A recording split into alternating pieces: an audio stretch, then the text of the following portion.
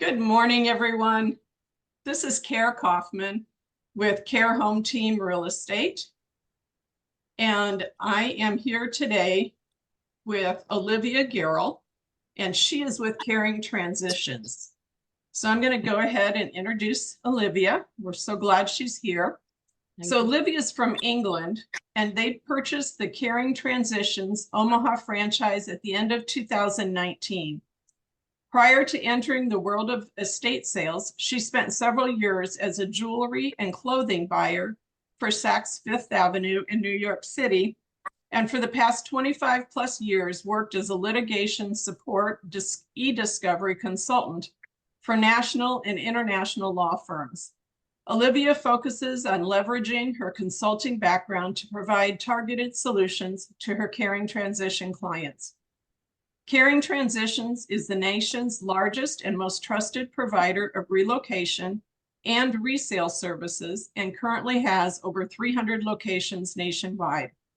When someone is looking to moving or downsize, Caring Transitions will help plan, pack, sort, and organize and move them. Caring Transitions offers estate sale and auction services to sell unwanted items. The team is background checked and fully bonded and insured, so clients have peace of mind when they hire the company. Welcome, Olivia. Thanks very much, Karen. Yeah, we're glad to have you here. And it was interesting reading that because I didn't realize you did relocation sales too. I was thinking it was only estate sales when someone was going into a nursing home or has passed away. So we actually do, we're full service. When we took over the business, there was the focus primarily on liquidation services, but we really did find that there was a need for kind of single point of contact for someone going through that transition, whether they're moving themselves, whether it's for a senior parent, or I mean, we deal with pretty much anybody, but our main constituency is the senior community. You know, the whole focus of being able to help them get through the process of what do I take, how do I do it, how can I move, actually do the transition, and then what do I do with my stuff at the end of it. So we really started building the full package, and we give them, you know, what do you need? Do you just need liquidation? Do you have all of the other services handled, or do you need everything? So we try to offer as much as our clients may need that makes sense for them. Okay. So can you walk me through the process if I'm somebody that's needing assistance? What is the process that I would go through?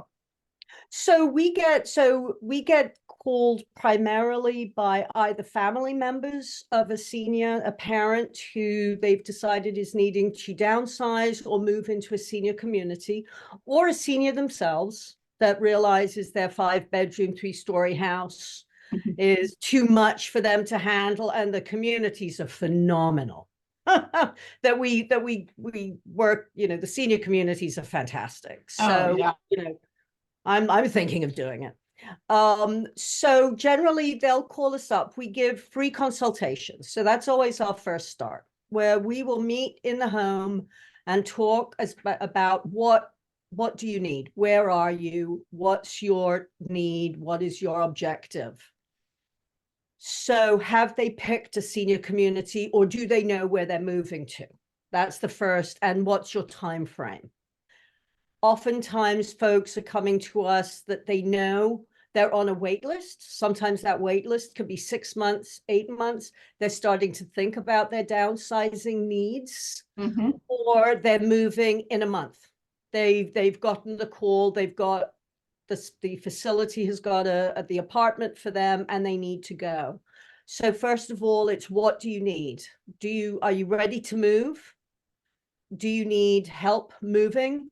Do you need help packing and unpacking services? We've got a team that will help pack you up. We can do the actual move if you need it with our move team. We can help you unpack and get everything sorted and situated. What are you doing with the stuff that's in your home? Are you taking everything with you, or are you minimalistic that you don't have much left? Or do you have 60 years, which is more traditional? You've got 60 years of stuff that you're moving into a 1 or a 2-bedroom facility. And what are you going to do with what's left? So our big focus with the liquidation service is what's going to work the best as far as in-person estate sale, the traditional 2-day, we price everything, we stage everything, we open the house up for 2 days and we liquidate the home, or we can do online auction services. Oh, okay. Auctions, sometimes the home is such that, an on-site estate sale is not the best, or they're in the process of starting downsizing. They're still living in the home and they've got large collections of things they just want to start liquidating. So we take pictures and put it online so it's less invasive. You're not having hordes of people walking through the home. And so we really talk about the plan with our client, and we come up with what we think is a good approach to answering their challenge of where they're at right now. Oftentimes it's, we get calls, especially when folks are just starting and they're very overwhelmed with what it's going to take, especially if it's a senior or even a couple and they realize they need to go into either assisted living or independent living, but they've got 60 plus years of stuff and they are almost paralyzed with how do I start? And so we work with them as far as really to formulate the plan. So all they have to think about is what do they want to take, and we can help them with that. And then we take the rest of the onus and the rest of the heavy lifting. So once they've had their estate sale, the things that don't sell, what happens to those items? So our approach is with any project is we always believe, well, it's always our clients' stuff, right? It's always our customers' things. So my husband always says there's a 3-prong attack when we talk about a liquidation sale. We do the estate sale or the online auction. Once we're finished, we come back to the customer and we say, okay, here's what didn't sell. Not everything will sell, no matter how fabulous everything is. Not everything sells. So what do you want to do? Do you want us we can do a donation. We work with some thrift partners, some charities that we bring in, and they will take everything that is saleable and remove it from the home. Do you want us to do that? That's a free service we provide as part of our package. But we always communicate with our client, and it's always a partnership that we believe. It's not once you've left, we'll just take care of everything. Sometimes people want us to, but we always engage, because sometimes people want to walk through and go, something, that tchotchke that didn't sell, maybe I do have a place for it. Right. Maybe, I don't want to let that go. So they always can come back in, take a look. We move to donation and thrift partners. And then after that, we do clean out, because the whole goal is, especially when the house is on the market, when we're working with our realtor partners, it's the house is your asset, is your most expensive asset, or most, the stuff isn't, it's stuff. It's not going to be worth as much as the house. The whole focus is get that house clear so that your realtor can put that on the market. Mm-hmm. And then we do the clean out and, broom sweep, vacuum, and it's ready to roll. Okay, very good. And what is the best time frame for somebody to contact you until they need to have it done? So there are a couple target dates that we work with. The first is as soon as you know that you are, you're moving, that's kind of that's the start of the clock. Whether you found the house or you've had that senior community call you and say your 2 bedrooms ready to go, or the house you're moving into or the apartment that you're moving into is ready. The second part is after family. If you're downsizing, you're moving, we tell folks you need your family to walk through and take whatever they want. Yes. Yep. Because that is, stuff that's got emotional value for families, etc. They have to have done that walkthrough and taken everything that they want or target or tag what they want. Mm-hmm. Because A, it's important, but B, when we're walking through looking from a liquidation perspective, we have to have a decent idea as to what the volume is that we are working with. Sometimes we get called in too early. They know they're on the wait list, but they haven't had family come through. They don't know what they're going to take. They don't know what they're going to leave. They don't know what they're going to liquidate. For us, how do we know what is going to be part of the project for us?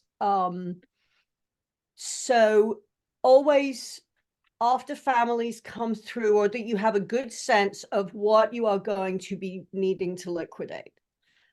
The second part is once you have that target date of when you're going to be moving out, you have to let us know, because we can't, and here's one of the biggest challenges we have, we cannot do an in-person estate sale while you are still living in the home. Oh, okay. That is, we've done it twice. It has been not a good experience either time, because think about it, it's very disruptive. Oh, yeah. It's, for our team, we are pulling stuff out of every closet, every cabinet. The kitchen's going to be in disarray. Everything gets put out on tables. We call it our sorting and organizing phase, or, deconstruction. Mm-hmm. So if you are living there, and even if you're isolating into a room, you're still needing to make breakfast. You're still wanting to eat Yeah. dinner. And, we've completely disassembled the kitchen. I mean, stuff is in. For the first couple of days, it's just this flurry of activity. So the challenge is always you have to be out. And this is where we work a lot with our realtor partners on that time frame, because people want to, the minute you're out, they want to put the house on the market. Mm-hmm. And it takes us generally, when we start a project, if we're doing a full in-service, in-home estate sale, 2 weeks is the minimum that we need to get in, sort, organize, price, and get the estate sale done. And it allows us time for marketing and all of that. That's the minimum amount of time that we need. Mm-hmm. So very good. Anything specific that somebody should know before they proceed with having an estate sale? So we covered a couple of them, which is, you need to make sure everybody, if it's your stuff that you're downsizing, or if it's a family who's dealing with their deceased, parents' estate. The family always has to come through first. You've got to go through and make sure the family have, taken what they've wanted, removed ideally personal stuff, things that just have to get cleared out of the house. That's always the first step. For us to come in before that's done, we're looking at a lot of items that may or may not be liquidation targets. The other challenge is that, how do I say this nicely? Emotional value and old or antique does not always equate to true monetary value. Mhm. We always chuckle when we get a call from a potential client, and we say, so what are we looking at? What kinds of items do you or does your parent, did your parents have that you're looking to liquidate?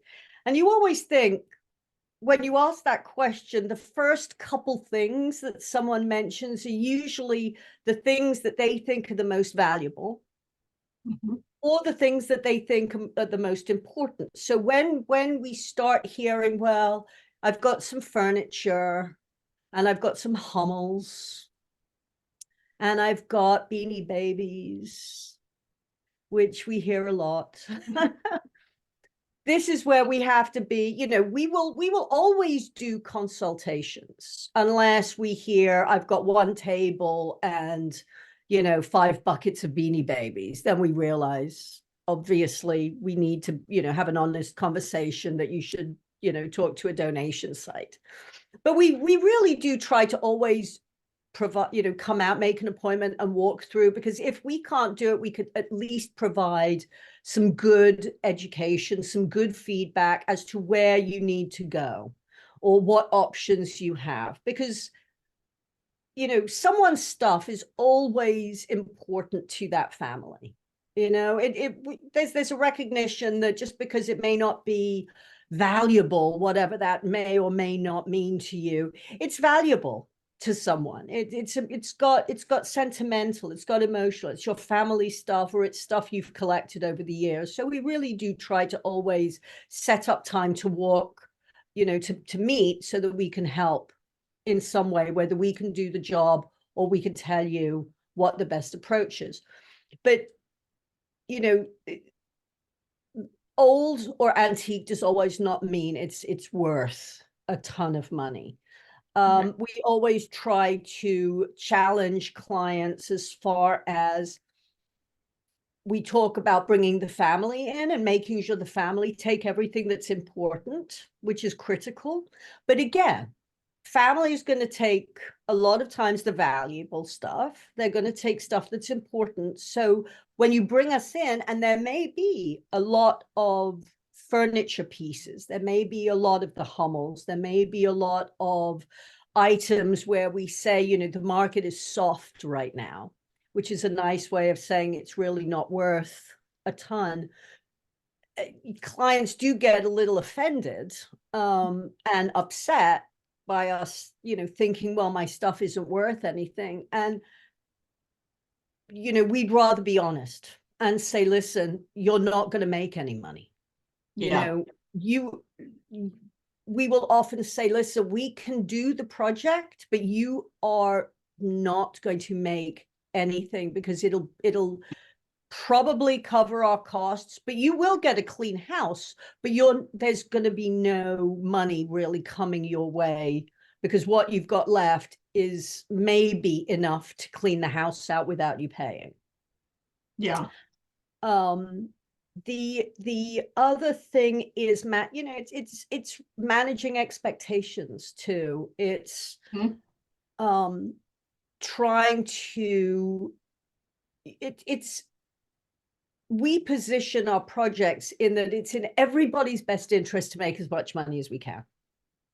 Right. You know, so that we've got that we're all pulling in the same direction. We never want to conflict with our clients. We never want to feel or have them feel that we are not doing what we can to leverage their items and, you know, sell for as much as we can. But there needs to be, you know, clear expectations that we believe, you know, the value of these items is such. Everybody asks us, how much do you think my stuff is worth?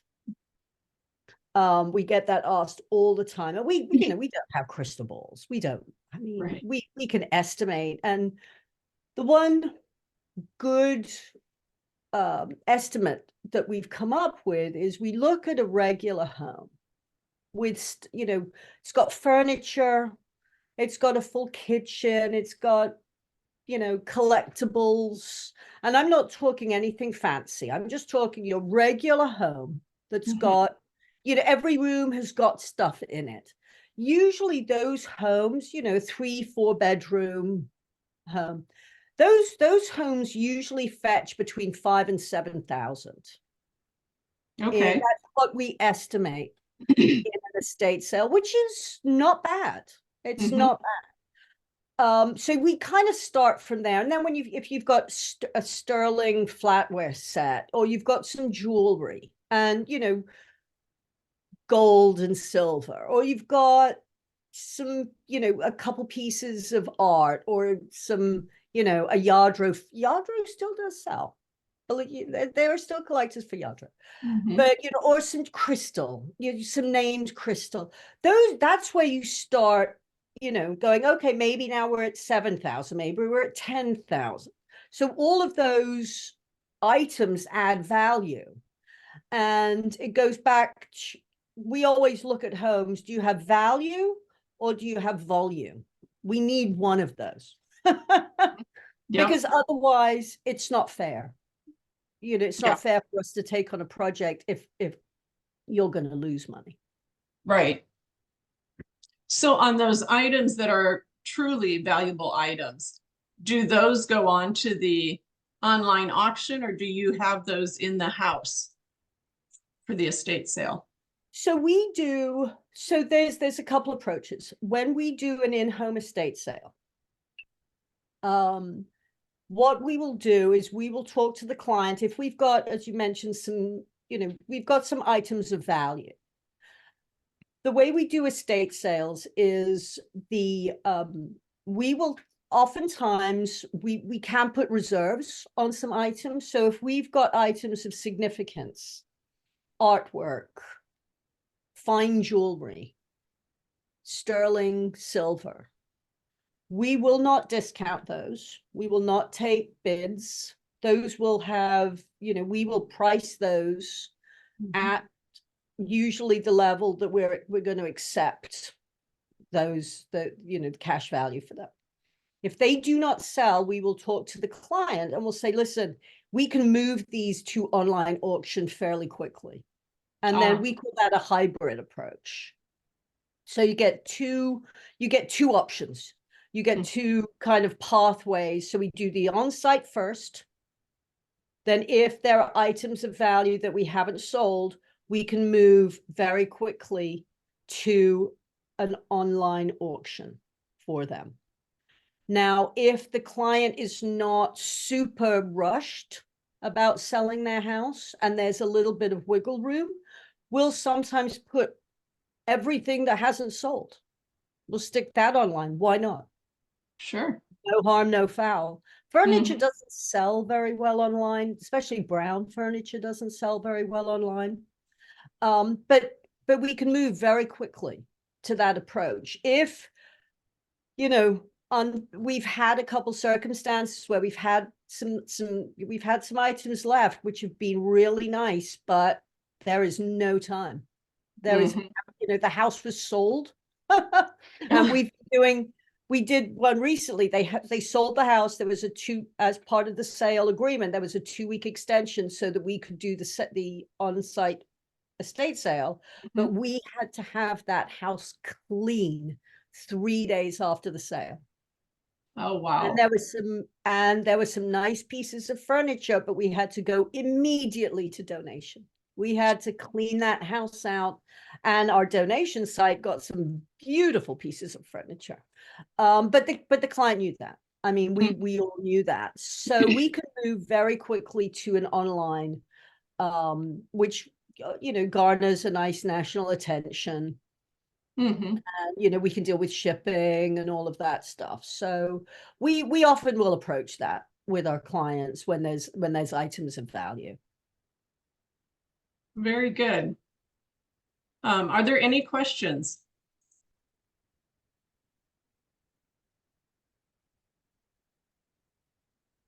Yeah, Olivia, I do have a question for you. Tom Keenum with Mutual of Hi, Omaha. Tom. I'm a financial advisor here. Good to meet you. I thought this was really informative, particularly for my business as we deal with life insurance and long-term care insurance.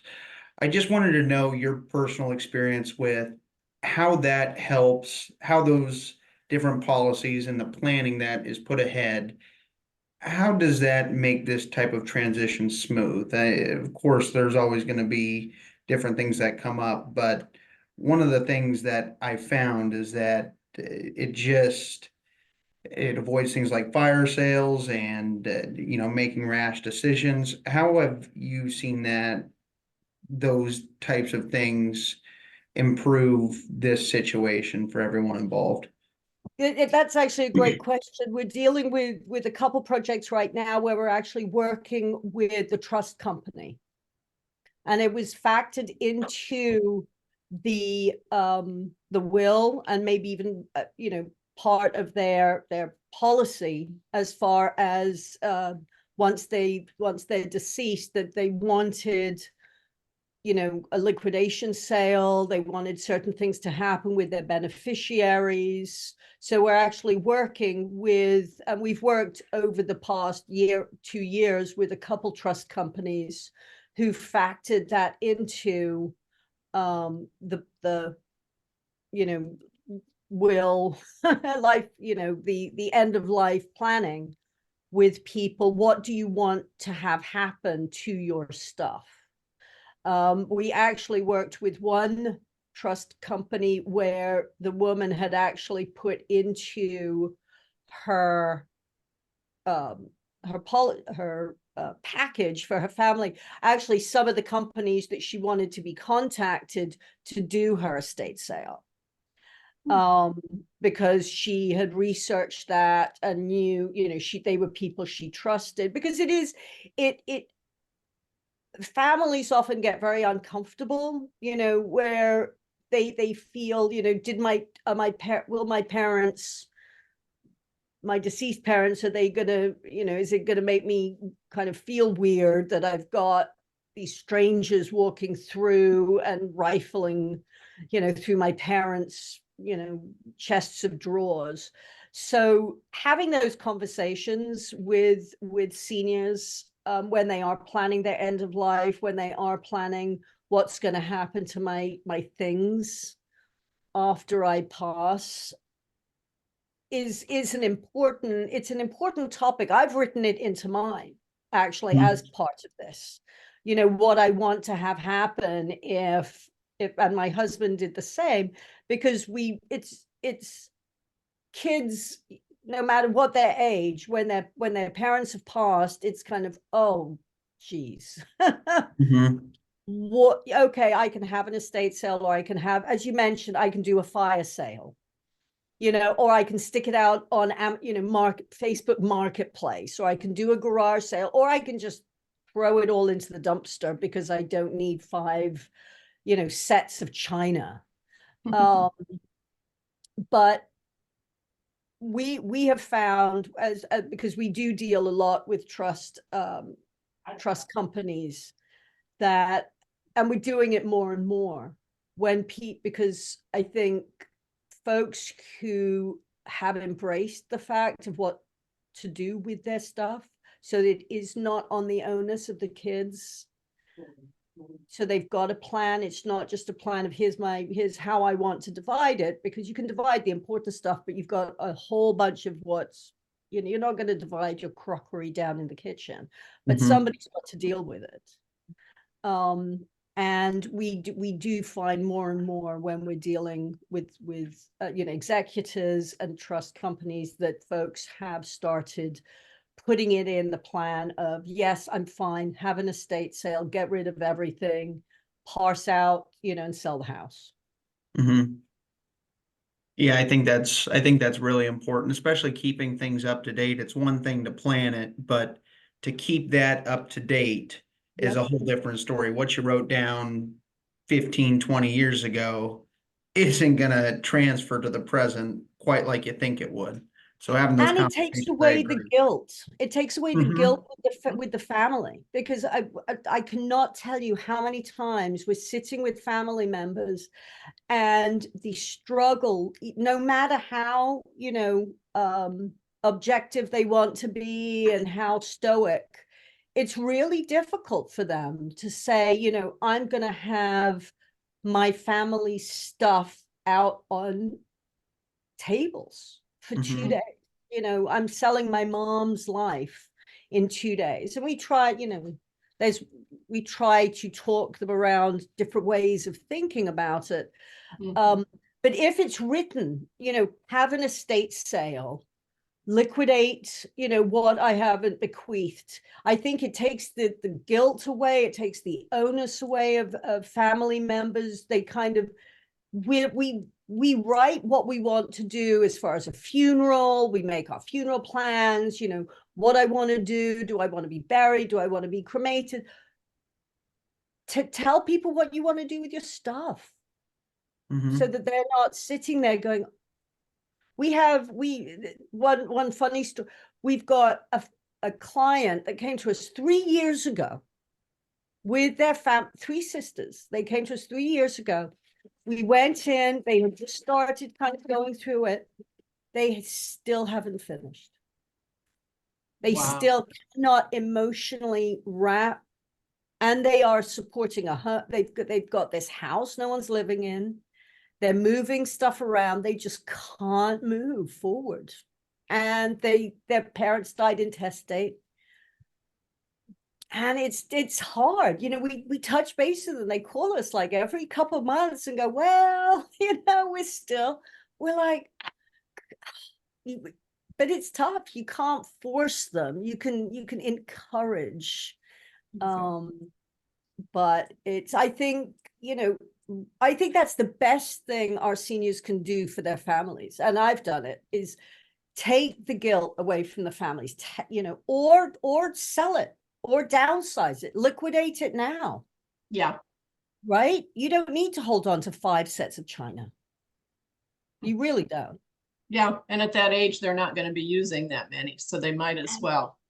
And you know something? Not too many people have Hmm. the need for a large, very ornate china set. Mhm. Right. Yeah. Unfortunately. Well, we are at the end of our time for this morning. So I want to thank you very much, Olivia, for coming, and Tom for joining us. Thank you. Olivia, what is the best way for somebody to get a hold of you if they would be interested in using your services? Our website, that we've got a 24/7 answering service, or I can, you know, my phone number, I can give that, 402-547-0742. That is my business number, and we are contacted 24/7, 7 days a week. So anytime anyone needs us, we're there. Can you repeat that number again? My number is 402-547-0742. Okay, And very good. we are contacted all the time. So when Okay. anyone needs. Well, we appreciate it very much. It was a lot of good, valuable information. And we'll look forward to having our next episode in 2 weeks. So Thank you very much, both of you. Appreciate the time. you're Bye. welcome. Thank you. Thank you.